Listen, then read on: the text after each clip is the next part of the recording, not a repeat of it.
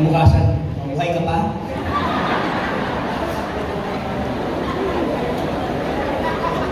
Yun yung nasa isip.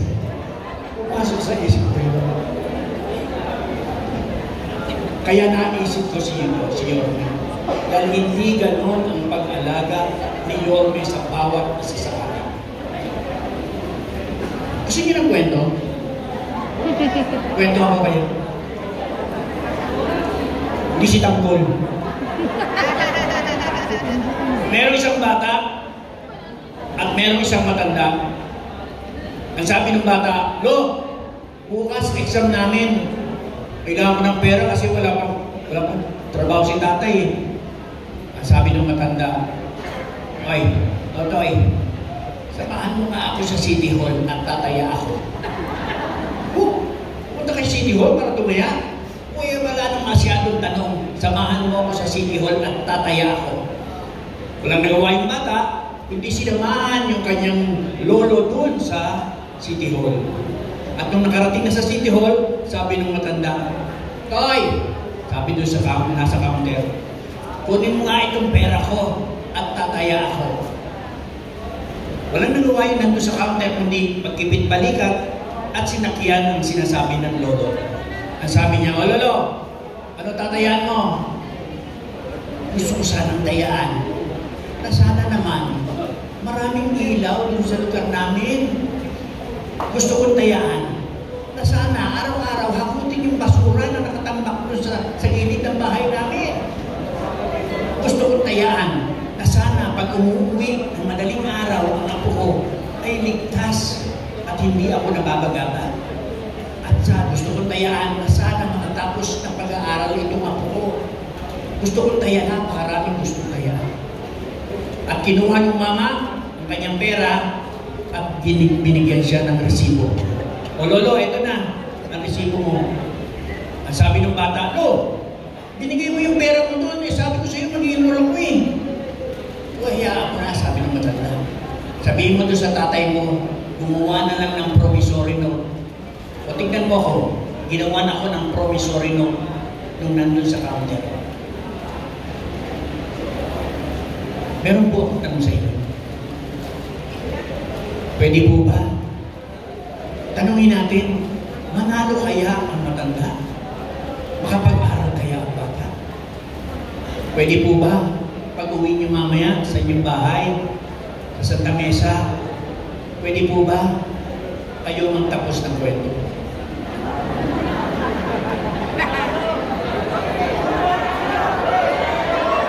Kayo magtapos ng kwento. Nakapag-aral kaya ang bata? Nanalo kaya ang matanda? Bahala kayo dyan. Kayo kumuha ng kwento. So sana po itong kanawagan ng mahal nating Yorme ay digin natin. Dahil hindi po siya magtsatsaga na araw-araw ay manghikayat sa atin na nais niyang maglingkod ng sa ating pamilya. So sana po ay patuloy natin mahalin ang ngayon ang ating Manila. Walang iba, kundi si Yorme at ang kanyang kasama na si Chi Atienza at ang ating magiging congressman na si Joey. Maraming po salamat sa inyong lahat. Maraming salamat. Bago ko tawagin yung susunod na magpapalala. Ano po assignment natin kay Consel Lu? Assignment nyo, tapusin ang kwento. Bibigyan ko kayo ng tip. Ha? Sa kwento ni Consel Lu. Mamaya, pakinggan nyo si Yorme. Baka si Yorme ang tinayaan ng matanda at si Yorme ang magtatapos ng kwento ni Consel Lu Penoso. Okay po ba sa inyo? Ayan na. Mamaya po, yan ang pakinggan nyo para may tip kayo sa inyong assignment. Okay. Ngayon naman po, nais ko na po ipakilala sa inyo ang napili ni Yorme na magiging katuwang pagdating sa Kongreso dito sa Distrito 6. Kasalukuyang konsihan at may paninindigang konsihan ng Distrito 6. Taon lang naglilingkod at nagseserbisyo para sa distrito. Serbisyo, hindi negosyo. Mula sa inyo, para sa inyo, ang magiging kinatawan natin sa Kongreso sa tamang panahon. Maiba naman, Distrito sa East, Congressman Joey Uy! Sa ako tayo sa pagkakalawin, sa bisyo na sa Isang magandang hapon po sa aking mga mami at daddy. Good afternoon. Thank you. Mukhang inaantok na yata tayo. Good afternoon. Ayan. Una-una po, pahintulutan niyo pong dahil nung nakaraang 2004, naalala nyo, hindi pa kilala si Joey Uy. Diba, sabi ko po, isama niyo po ako sa dasal. Mahalin niyo, yakapin niyo, tulungan niyo. At sa awa po ba ng Panginoon pinalad po ang Joey Uy sa tulong niyo. Hindi lang po isang beses, pagkos 3 beses pa po. Maraming salamat po sa inyong pagtulong.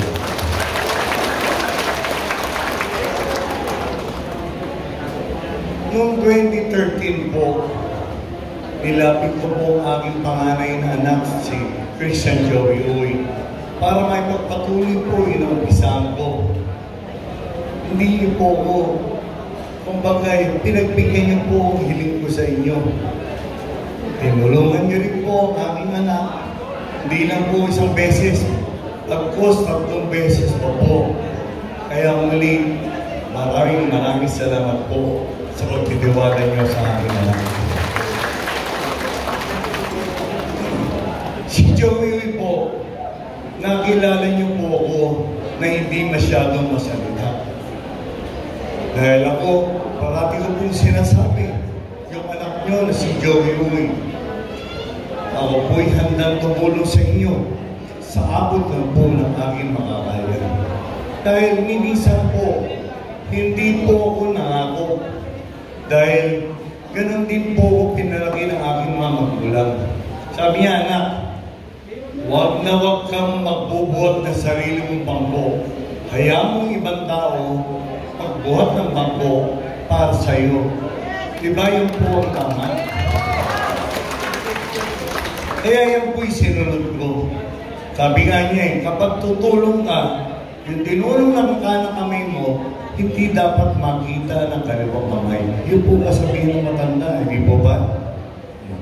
Kaya nakita ko naman, kahit pa paano, hindi ako perfecto, pero naging maayos naman po yung aking pagtulong kahit sa maliit na paraan. Yung binanggit po ni Christian, di po ba?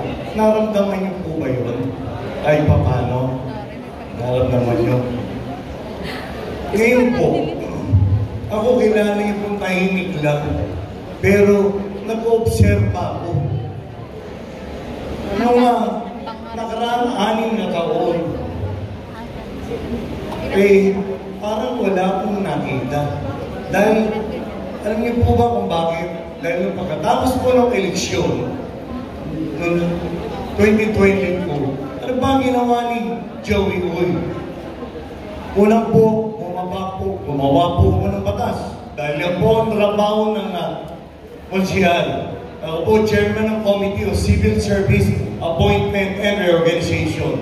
Ako po nag-reorganize ng lahat ng departamento ng lungsod ng Maynila. Lahat ng ospital, Manila Health, Engineering, lahat, pati sa Sheriff's Office, lahat po ng departamento.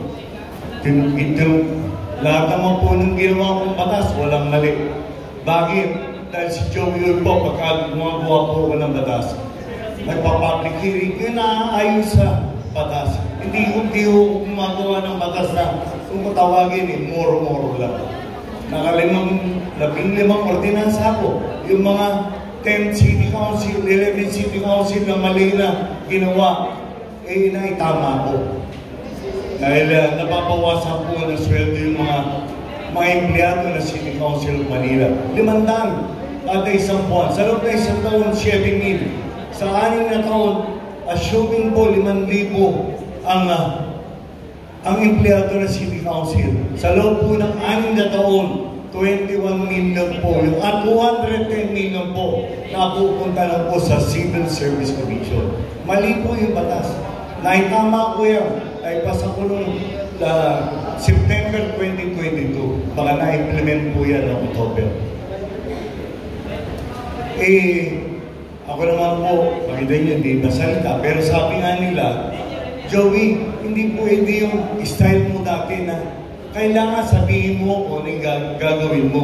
Ano ba yung plano mo? Ngayon, siguro ngayon nyo lang po madidinig na kung ano yung nakita ko. Sa aking pagpapasalamat po sa mga barangay official, at yung pagbabako kung sino po yung madaan ako mga mami dati, nagpapasalamat ako.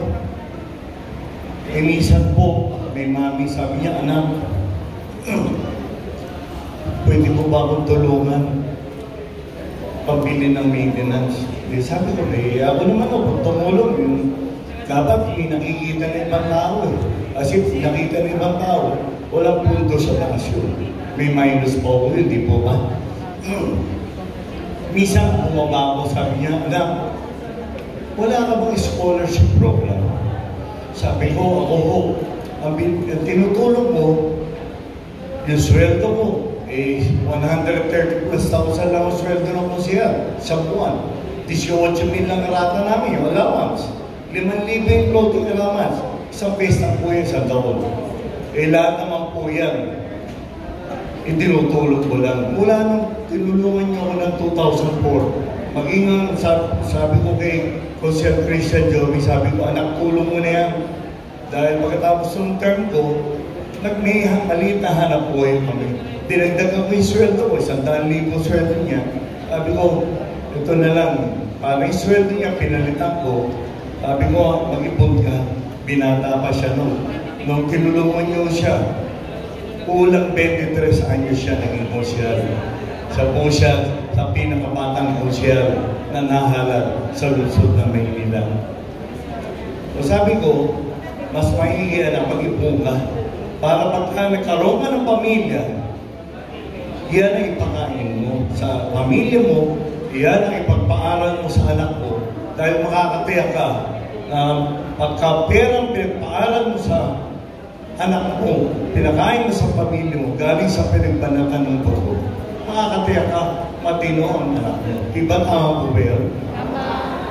Pero pagka pera galing sa hindi maganda, huwag mong asahan na magiging matino ang anak mo. Yun po kasabihin mo tatanda, di ba?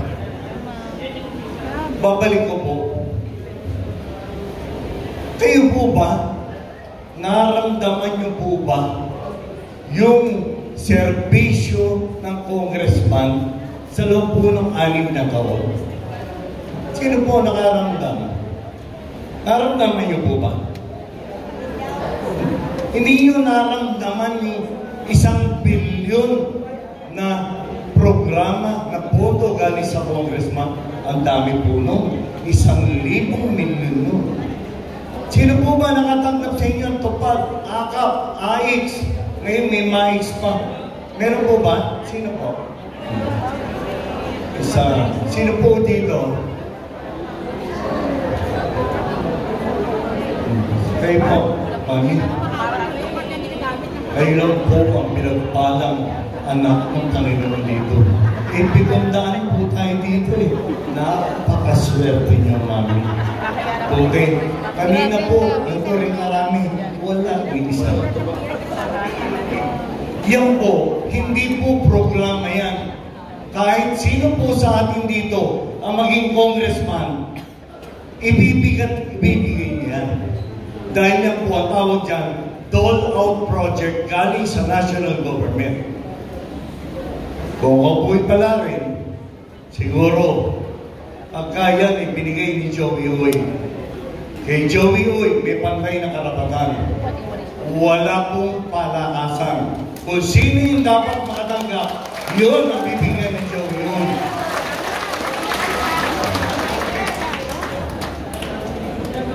Ano ba yung mga nakita ko? Pagdating sa kalusugan, walang programa bukod sa GL, guaranteed letter. Normal po yan. Subukan niyo po si Joey Oy. Makakatiyak po kayo. Yung mga pang-maintenance ng mga senior o mga mamit daddy ko, ibibigay ko po yan yung pang-maintenance sa diabetes, sa cholesterol, sa high blood. Hindi niya na po bibigyan yan dahil napakadami pong pera galing sa pondo ng congressman. Sangayon ba kayo doon? Dapat ganun po ginagawa ng congressman. Hindi nagtatayo ng bodega, nagbibigay ng libreng gamot direkta sa mga tao. Nagpa-research po ako. Ang congressman pala may pondo para baka sabihin nung katunggali ko, sabihin niya pupunta pa kayo ng San Miguel. Hindi na po. Dahil ang congressman may pondo po para umupa ng district office. Kung dito po sa Santa Mesa, pwede umupa na maliit.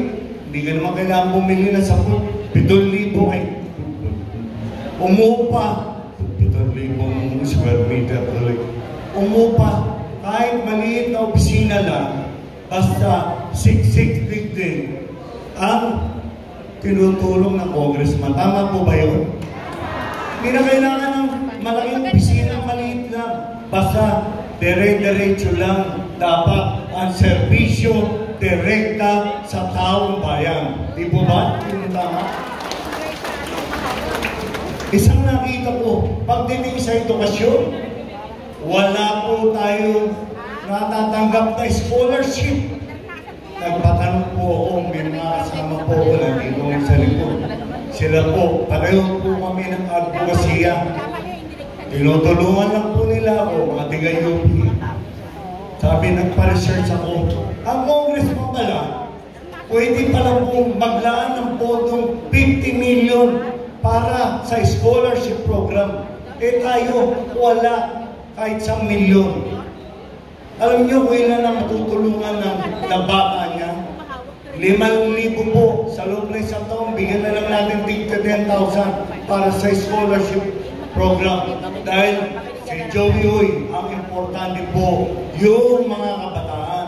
Dahil yung mga kabataan niya, ang inabukasan ng ating bayan. Di po ba? Eh kayong mga mami, alam ko naman, pag apo nyo, iniintindi nyo pa. Minsan walang pang project. Pati lolo lola, yung apo ko, walang ganito. Ganyan po ang kultura natin. Yun po ba? So yan, sa scholarship program ni Joey Oy, kapag nasungkit po natin ang tagumpay, may awa pong Panginoon, wala po tayong pipiliin. Matalino o hindi mo matalino, bibigyan natin ang pagkakataon makatapos sa pag-aaral. Ito naman, nag-usap kami ni Yorme. May mga senior po tayo na gusto po natin, yung iba po gusto magtrabaho. Ay senior na, tama po ba yun? Kasi ako, nasa cold chain.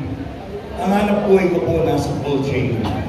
Si Joey Oy po taga-deliver ng mga frozen products, yung mga perishable goods. Kliyente ko po lahat ang cold chain. Yung Jollibee Group, yung Happy, yung McDonald's, yung J6R, KFC, kapitbahay ko lang yan, si Mr. Rosini, Yakult Philip, lahat po na nasisira. Yan po ang hanap buhay ko. Deliver po yung taga-deliver po ng pagkain. Yung mga nasisira. Sabi ko, nag-usap kami ni Yorme, yung mga senior na gusto po magtrabaho, pwede namin kausapin. Para kahit papano, yung gusto magtrabaho na senior na malakas pa, ay tiga-punas ng lamesa, tiga-bukas ng pinto. Okay po ba sa inyo? Eh, yung congressman natin, hindi naman iniisip kung ano kapakanan na. Di ba? Kasi ako, layunin ko lang po, makatulong dahil ako kontento na po ako sa natatanggap ng biyaya galing sa Panginoon. Gusto ko na lang po makatulong. Alam natin, hindi po lahat kayo mabibigyan ng trabaho. Pwede tayo magkaroon ng job fair. Hindi pa rin. Pero may solusyon si Joey dyan. Magtatayo po tayo ng livelihood program. Nawala ang ating distrito. Yung ibang Luzon meron. Bakit sa atin? Wala. For example, si Daddy, bata pa. Eh, nakita ko, marunong, mahilig mag-mekaniko. Kunyari, maraming motor ngayon. Paturuan po natin, pag-mekaniko. Bigyan natin ng puhunan. Ano yung bibigyan natin? Pambili ng mga tools. Katulungan pag-aaralin natin. Si Mami naman, sabi niya, anak, gusto ko rin kumita eh. Ano po? Gusto ko, ayoko naman pumunta sa McDonald's. Magtatayo na lang ako na sari-sari store. Bigyan natin puhunan. Si Mami, posturyosa, madalang kilay. Diretso-diretso, ha? Makakita nyo. Gusto, siyempre, pwede sabihin ako, anak, mahihilig ako yung mga mag-ayos pa. Cosmetology, pag-aralan natin. Bigyan natin ang puhunan, yung mga gamit sa parlor, ay sa bahay, pwede mag-home service. Pero yan po, babantayan po yan ni Joey Uy. Bakit? Dahil ang layunin po ni Joey Uy, hindi lang mabigyan ng hanap buhay. Gusto ko po, umunlad tayo, mga ika-anim na distrito ng Maynila. Tama po ba yun? At isa pa, bibigyan natin incentives. Kunyari, nabigyan natin 15,000 si Daddy. Pagdating ng 6 na buwan, naging 20,000. Si Mami, nabigyan natin ng 15,000. Nagtinda, naging 23,000. Ganda. Eh si Mami naman, bigyan natin ng 15,000. 25,000 na. Sabi ko, nung inimbitaryo namin, naging 2,000. Kaya, Mami, ano nangyari? Naku, anak, ano mo naman kasi, nag-birthday yung apo ko, 7 taon. Siyempre na kanya, alam mo naman kasi yan ang bata, anak eh. Pinano ko sa Jollibee. Makikita ngayon ni Mami, si Mami, nagtinda ng grocery, bibigyan natin 2 sakong bigas. Bakit? Bibigyan natin incentive. Nay, nagtinda ka ng bigas, ang dagdag na parinda. Si Daddy naman, kumita, bibigyan, tutulong ko ni Ma'am. Ay, ito po yung, kunyari, 2,000 halaga o 3,000. Mga langis, oil filter, fuel filter. Bakit gagawin ni Joey yun? Dahil para ma-encourage po, ma-engganyo, lahat ng bibigyan natin ng livelihood program na umunlad, dahil ako baka may incentive. Gusto kong palaguin. Diba? May kasabihan nga, pagka mahaba, may siyang ubot, matuto tayo maluto. Pagka nakasanayan na po natin yan, magiging ugali na natin. Lahat po tayo may pag-asa kumasenso sa ika-6 na distrito na Maynila. Tama po ba yun? Nakikita ko, isang pamilya lang umaasenso sa ika-6 na distrito na Maynila. Tama po ba yun? Kaya nga yan po yung aking nakikita. Tapos, ano pa ba? Sa sports, magpapalaro tayo. Uunahan natin yung importante. Dahil ngayon po, kung mapapalitan niyo sa mga apo nyo, pati sports kailangan importante. Saan ka nakakita na gano'n? Tayo, junior, senior, magpapalaro. Pero bawal yung pustahan. Nakapagpustahan pa yung anak, 700,000 ang pustahan. Nagkaroon ng dayaan. Kaya nagagalit ko hindi kapandakan sa kanila. Dinaya ng referee. Sports na lang, nilagyan ko ng pustahan. So, ako naman po, ang layunin ko lang po, gusto kong mabago ang serbisyo ng congressman. Dahil sa loob ng 6 na to, wala po ko nakitang pagbabago. Subukan niyo po si Joey Uy. Gagawin ko po lahat sa abot ng aking makakaya na kahit papano, kahit pa konti-konti, mapagaan natin ang kabuhayan ng bawat pamilya. Tama po ba yun? Ayaw po ba kayo doon? Parang hindi ko yata kayo sumasama kayo. Sang-ayon po ba kayo? Kaya ako naman po, yan ang po gusto ko layunin. Tutulungan niyo po ba ang Yormes Choice. Lalong-lalo na po, dito po sa Santa Mesa at dyan po sa Bacoor, dyan po sa Makisig. Sangayo kayo sa Yormes Choice. Nakakaisang bago. Alam nyo, ang oras ang tulog ko kapon, 5 oras, kaya kanina. Nakadalawang kape na ako, inaantok ako. Pero talagang kailangan mo eh. Dahil yung dapat ang congressman marunong pong makinig sa taong bayan. Dahil ako, bumababaho kami. Kami yung mga kandidato ng congressman ng Yormes Choice, bumababa kami. Ngayon, kami pa lang ho. Nakikipag-ugnayan kami direkta sa taong bayan. Kaya nalalaman po namin kung ano problema ng taong bayan.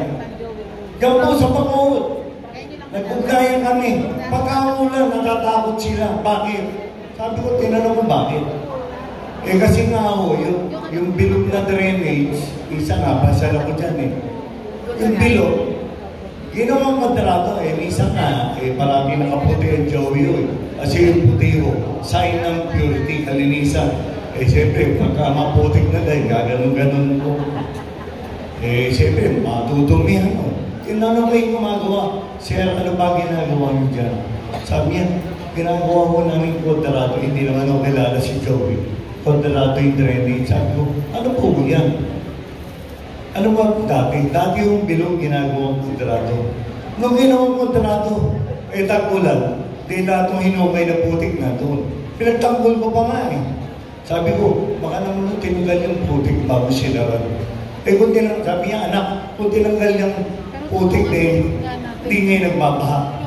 Ganon din po sa Santa Ana proper. Nakipag-ugnayan ako. Yung dating bilog na matino, ginawang kontrado, dating hindi binabaha, ngayon binabaha. Yung ba gusto nyo ginagawa ng congressman? Gibali doon, giba doon. Ano mas gusto nyo? Bigyan ng libreng gamot ang mga senior citizen? Magbigay ng scholarship? Magbigay ng livelihood? O gumiba ng mga matitirong karsada? Ano ba walang tama? Mas maganda po yung idea ni Joey Oy. Kay Joey Oy po, kapag dapat kumpunihin, kukumpunihin natin. Pag hindi, hindi. Sino po ba nakatanggap ng bigas sa inyo? Noong nakaraang September, may nakumpisa pong may nakumpisa na bigas po sa Bulacan yung mga smuggle. 150 plus thousand. Pinagawa ko ni President BBM, hinati sa 25 kilos. Dito po sa 6th District, nagbigay po ng 10,000. Alam po yan ni Consiel Elmer Par, Consiel Lubiloso. Dapat kasama kami. Hindi po pumunta si Presidente sa si Speaker. Sinolo niya na lang. Ang masakit po, may financial assistance. Hindi mo makukuha. Sabi nung iba, 2,500 daw, 3,000. Eh 2,000 daw yung financial assistance.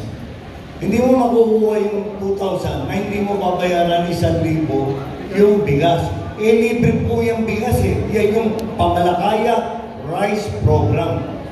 Dapat binibigay lang sa tao. Pinabayaran na. Tama po ba? Sa Bacoor, dyan po sa Paraiso. Yung ba tama? Mali, di ba? Sa atin po, pagka may programa pong gobyerno para bigyan lahat ng bigas, lahat po makakatanggap. Walang palakasan kay Joey Oy. Lahat makakatanggap po. Eh doon mo sa kanya eh. Kung sino malakas sa kanya, dapat may kapalit na boto. Sa akin ho, pagpaumayin nyo sa atin, tinulungan si Joey Oy, hindi. Kapag ka sa taong bayan, ibibigay natin atin man o hindi. Sa kayo ba kayo? Kaya po, tama.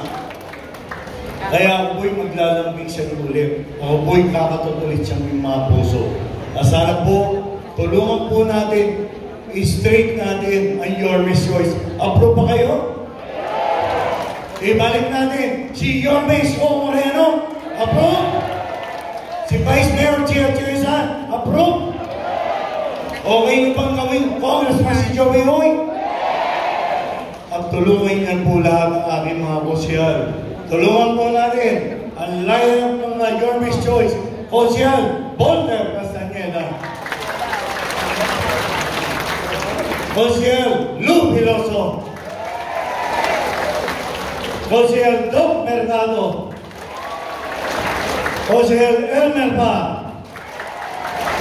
Konsehal Kid Parasigan. Tulungan niyo rin po yung aking pusong kapatid. Naglalambing na naman ako sa inyo, si Joey.